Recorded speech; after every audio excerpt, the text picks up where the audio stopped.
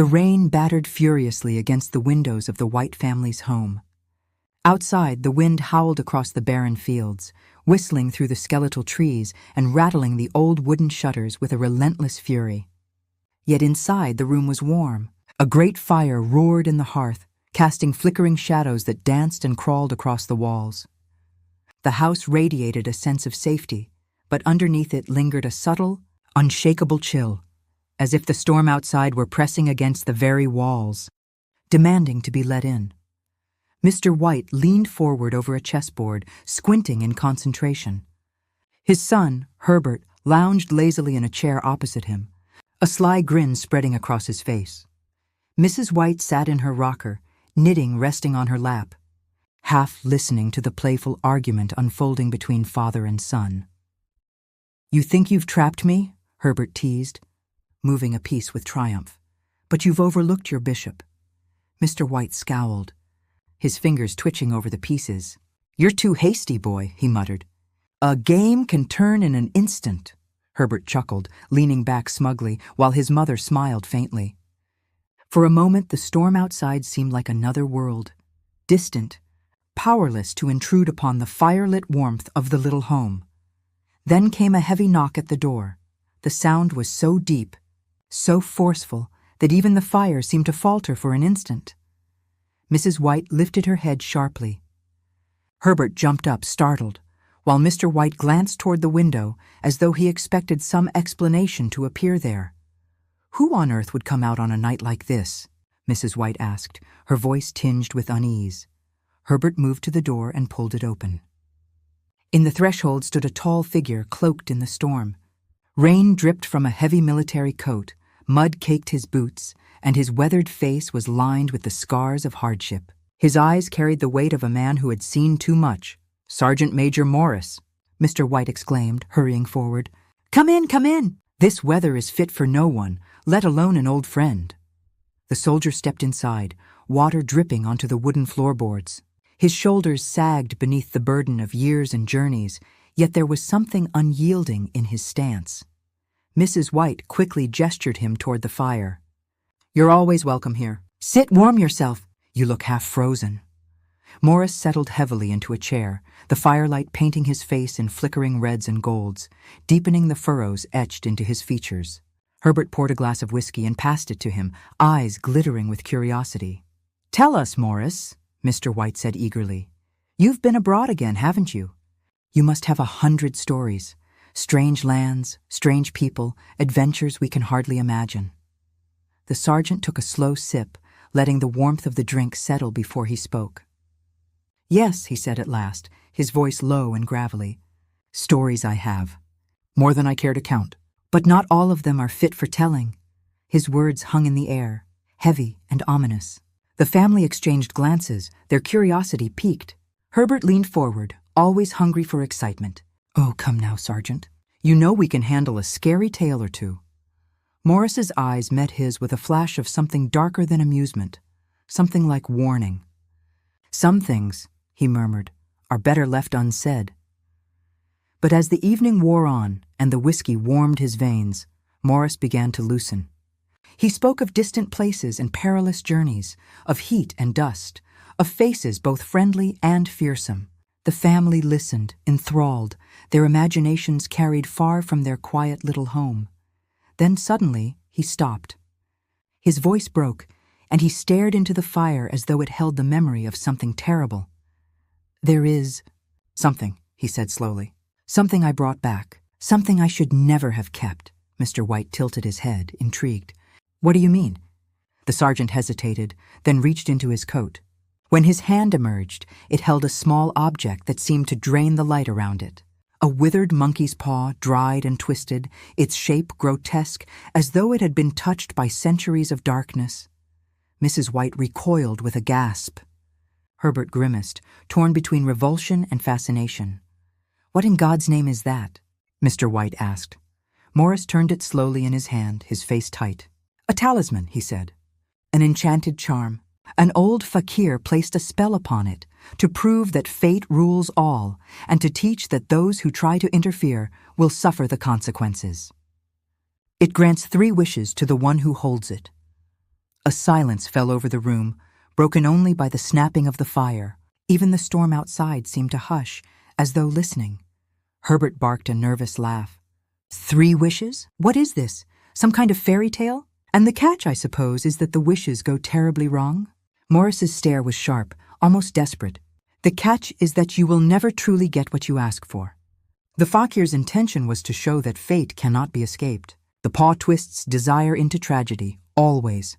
Without warning, Morris flung the paw into the fire. Flames licked greedily at the shriveled thing, releasing a stench so foul that Mrs. White pressed a hand to her mouth. "Let it burn," Morris said, his voice grim. "It has brought enough misery." But curiosity, greedy, reckless curiosity, gripped Mr. White. He lunged forward and snatched the paw from the flames before it could be consumed. "Wait," he cried. "What if it truly works?" Morris seized his arm, his grip iron. His eyes blazed with fear. "White, listen to me. Throw it back in. Don't tempt it. I've seen things no man should ever see." His voice trembled. And in that moment it was clear. The soldier was afraid, not of war, not of death, but of the cursed object his friend now held. Mr. White felt the paw in his palm, cold and unnervingly alive. For just a moment it seemed to twitch, as though faint pulses still stirred within it. The storm outside roared louder, as if the world itself rose in protest. And there, in the glow of the fire, the fate of the White family began to twist into shadow. The paw lay heavy in Mr. White's hand, colder than it had any right to be. Its shriveled fingers curled tightly, as if clutching at something unseen. For a long moment, no one spoke. The storm outside rattled the window panes, thunder rolling low across the sky. Herbert broke the silence with a laugh, sharp, nervous, too loud. "So this is it? The famous monkey's paw? Looks like something the cat dragged in. If it's cursed with bad smell." Mrs. White frowned at her son's irreverence. "Don't mock it," she murmured, her eyes fixed uneasily on the twisted object. "There's something unnatural about it." Morris leaned forward, his voice dropping to a growl. "Don't take it lightly. I've seen the consequences. A man wished for wealth, and days later, his fortune came, brought by fire and death. Another asked for love, and received a passion that destroyed everything it touched. Always the paw delivers. But at a cost," Herbert scoffed. "Stories to scare children. You've been in the army too long, Sergeant. You mistake superstition for fact." But his father did not laugh. He held the paw as though it might spring to life at any second, his face pale in the firelight. He felt its weight not just in his hand, but in his chest, pressing down, urging him to test it. Morris stood abruptly, as if the walls themselves were closing in. "I've warned you. Burn it, bury it, cast it into the river, whatever you must, but don't use it. If you do, you'll wish you hadn't." He drained his glass, snatched his coat from the chair, and left into the storm without a farewell. The family sat in silence, the sound of the door slamming echoing long after Morris was gone. Finally, Herbert smirked. "Well, that was dramatic. You'd think the thing was alive, the way he carried on. Go on, Father, make a wish. Wish for something outrageous, a castle, a fortune, eternal youth." Mr. White turned the paw over in his hand, uneasy. "If it's true, if there's any truth to it, we shouldn't trifle." But curiosity tugged at him, louder than caution. He looked around the room, the worn rug, the cracked teacups, the modest fire.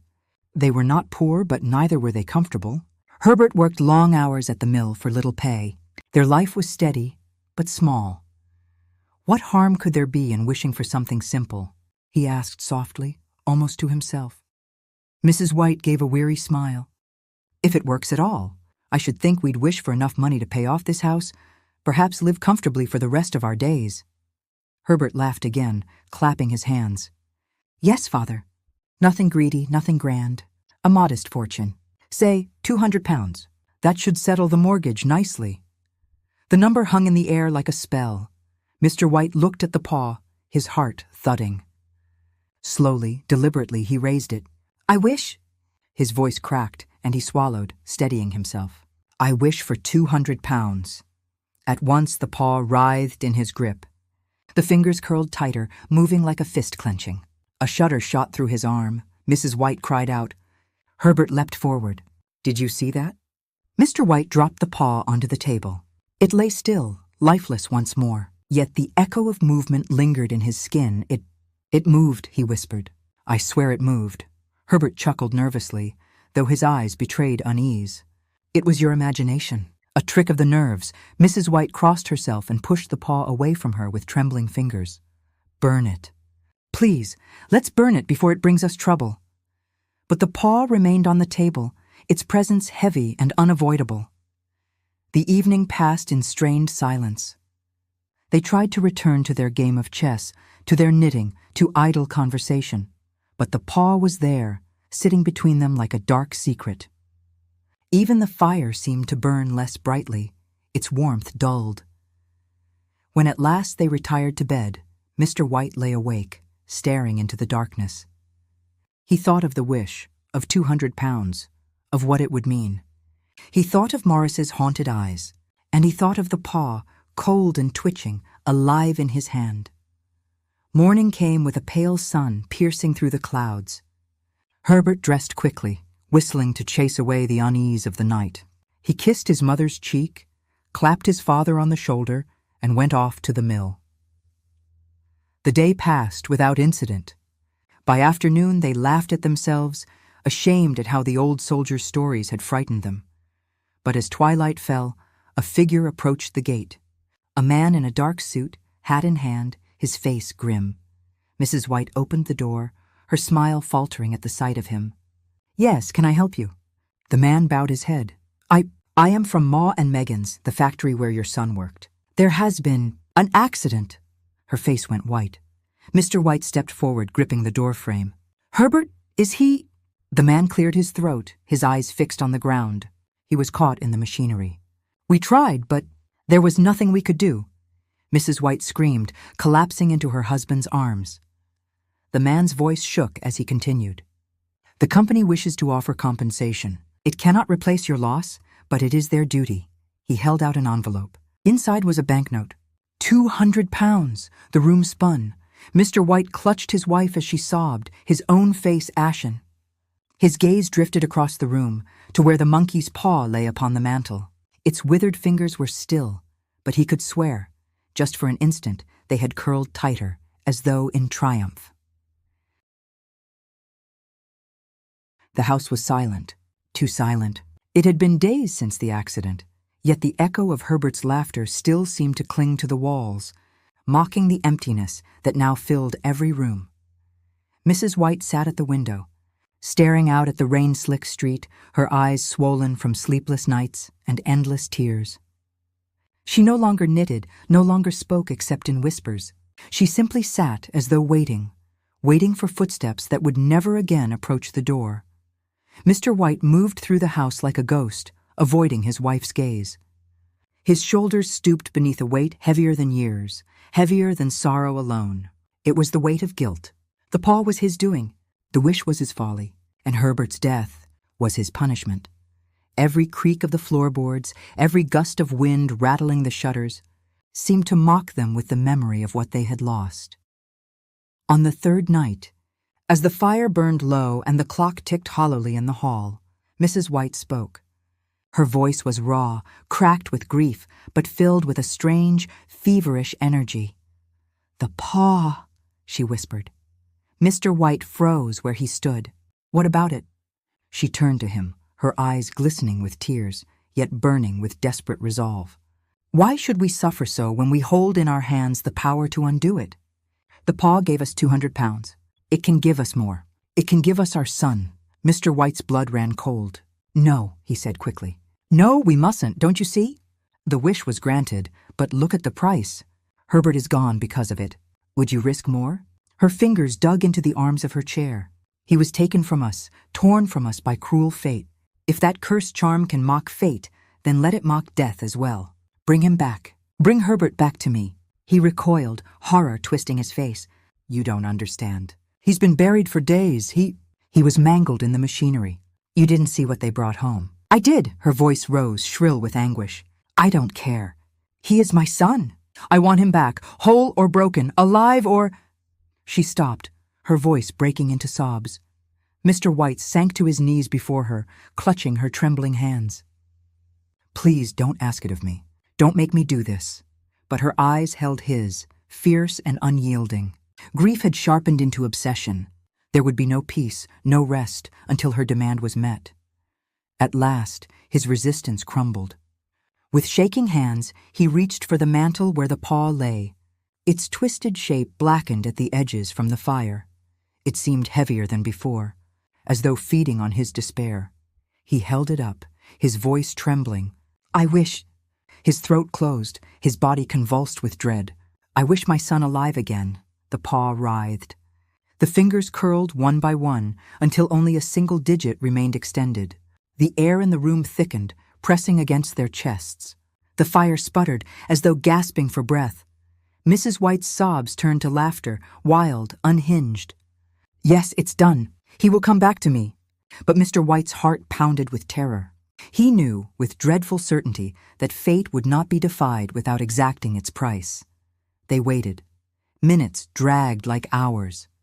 The house groaned. The clock ticked louder and louder until each second struck like a hammer in the silence. Mrs. White knelt by the window, her hands pressed to the glass, her breath clouding the pane. "He will come," she whispered, rocking back and forth. "My boy will come home." But Mr. White sat rigid in his chair, staring at the paw, at its still clenched fingers. The air smelled of earth, damp and cloying, as though the grave itself had crept into their parlor. Then, so faint he thought he had imagined it, came a sound. Tap. A pause. Tap. Tap. Someone was moving outside. Mrs. White gasped, her face alight with frantic joy. She sprang to her feet, racing to the door. "It's him! It's Herbert!" "No!" Mr. White cried, leaping forward to stop her. His voice broke in terror. "For God's sake, don't open it!" But the knocking grew louder. Stronger, more insistent. Bang, bang, bang. The house shook with each blow, as though some monstrous hand were pounding against the very walls of their sanity. Mrs. White clawed at the locks, frantic, sobbing with joy and madness. "I'm coming, Herbert! I'm coming!" Mr. White's heart thundered. He could not breathe. He could not think. He could only feel the truth pressing down upon him. Whatever stood outside that door was not his son, not as he had been, and still the knocking came. Bang, bang, bang. The sound grew louder. At first it had been a faint tapping, as if tree branches scraped against the windows. But now it thundered, heavy fists or claws slamming against the wood. Bang, bang, bang. The old house groaned under the assault. Dust shook loose from the beams above. The oil lamp on the mantel rattled. Each strike reverberated through the floorboards, through their bones, through their very souls. Mrs. White fumbled desperately with the chain on the door, her sobs dissolving into frenzied laughter. "It's him! He's come back to me." Her fingers trembled, slipping on the iron latch. She pulled, twisted, cursed. "Herbert! My boy! No!" Mr. White cried, his voice cracking with panic. He seized her arm, but she wrenched free with the ferocity of a mother's madness. "You don't know what you're doing." Her eyes blazed. "I know exactly what I'm doing. I am letting my son inside his own home." The knocking came again, faster, harder, relentless. Bang, bang, bang, bang. Something scraped against the wood, like nails or bone. Mrs. White shrieked with joy, dragging a stool to reach the bolts. "Hold on, Herbert, I'm coming." Mr. White staggered back, his chest heaving, his eyes darting to the mantel. The paw. It lay there, grotesque and waiting, one finger still curled. The final wish. The room seemed to spin around him.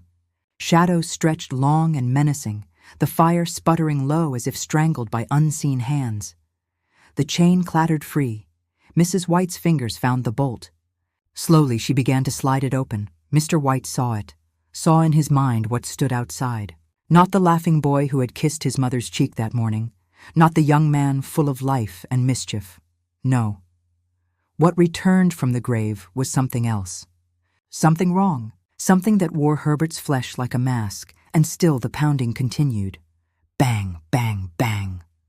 the doorframe shuddered. The glass panes quivered. The very air vibrated with the force. Mrs. White screamed, triumphant. "I've got it! The last bolt! No!" Mr. White's voice tore from his throat in a ragged cry. He lunged for the mantel, snatched up the paw, its shriveled flesh cold and writhing in his hand. Mrs. White pulled at the handle, her face radiant with madness, tears streaming down her cheeks. "Herbert!" The paw twisted violently, as if alive, its fingers tightening in his grip. Mr. White raised it high, his words choking in his throat, desperate, broken. "I wish him." The door began to swing open. "I wish him gone," he screamed. "Back to the grave where he belongs." The paw snapped in his hand, lifeless at last, and in that instant the knocking stopped. The silence was suffocating. Mrs. White froze, her hand still on the door. The hallway beyond lay empty, filled only with the echo of her ragged breathing. Slowly she pulled the door wide. The night stared back at her, cold, empty, endless. Rain fell in sheets glistening on the cobblestones. The wind howled through the trees, but there was no one there. Her cry was not a scream of horror, but of anguish, a sound so raw it tore through the house. She collapsed against the doorframe, her body racked with sobs. Mr. White sank to the floor, the broken paw slipping from his grasp. His chest heaved, his face gray. The house was silent once more, but in that silence hung the echo of what might have been, and the terrible price of tampering with fate. The silence pressed down upon the house like a burial shroud. The storm outside had eased, but the air inside was heavier than ever, thick with despair, grief, and the lingering stench of something unnatural. Mrs. White remained slumped against the open door, her sobs tearing through the night. Rain plastered her hair to her face, her dress clinging to her trembling body. She reached out into the darkness, as though by will alone she could summon her son back from the void. But there was nothing. Only rain, only wind. Behind her, Mr. White sank into a chair, his body hollowed by what he had done. His hand trembled violently as he dropped the lifeless paw onto the table. It landed with a dull thud, its twisted fingers stiff, no longer clutching at hidden promises. It was over. Yet the silence was unbearable. The ticking of the clock in the hall seemed thunderous, each tick a cruel reminder of time's relentless march. The fire hissed faintly, reduced to dying embers. Shadows writhed on the walls, no longer playful but sinister, stretching like skeletal fingers across the room. Mrs. White turned back toward her husband, her eyes wild with accusation. "Why?" she whispered, her voice raw. "Why would you take him from me again?" Her words cut deeper than any blade. Mr. White raised his head, his eyes brimming with tears. "Because it wasn't him anymore," he whispered hoarsely. "It wouldn't have been Herbert. You don't understand what we invited back. I saved you from seeing it," her face twisted in anguish. "I don't care what he looked like. He was my son, my flesh, my blood. Better a broken Herbert than none at all." He buried his face in his hands. "You didn't see the way the paw moved, the way it writhed. You didn't smell the earth on the air, hear the sound in those knocks. It wasn't our boy. It was something wearing his memory." She collapsed onto the floor, rocking back and forth, her sobs echoing through the empty house. Hours passed. The storm waned. Dawn's gray light seeped into the parlor, revealing their hollow faces and the ruin of their hope. The monkey's paw sat on the mantel, blackened and still, its curse finally spent. But its silence was not comfort. It was mockery. Mrs. White no longer spoke. She sat in her chair by the fire, her eyes vacant, staring at nothing. She would remain there for days, neither eating nor sleeping, as if waiting for something that would never come. Mr. White moved through the house like a wraith, his steps slow, his eyes empty. At night he still heard it, the knocking. In dreams, he heard Herbert's voice, calling from the grave, his words twisted, muffled by soil and stone. Sometimes he woke reaching for the door, his heart pounding with dread and longing. The villagers whispered. They saw the Whites less and less. Some said the family had gone mad with grief. Others spoke of strange noises at night, of a shadow moving at the edge of the fields, watching the house with glowing eyes. but no one dared approach, and the paw remained.